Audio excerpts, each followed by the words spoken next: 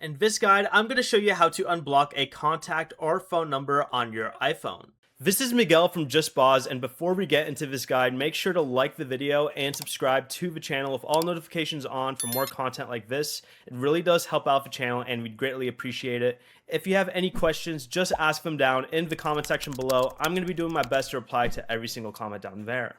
First, open the Settings app and scroll down all the way to where it says Apps. Next, go ahead and find the phone icon and tap on this, and scroll down until you see Blocked Contacts.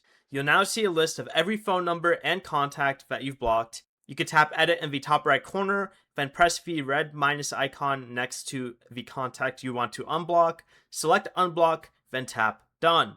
The contact or phone number will now be able to call and message you again. Before you leave, remember to like the video and subscribe to the channel with all notifications on for more content like this. It really does help out the channel and we'd greatly appreciate it. And if you did have any questions, just ask them down in the comment section below.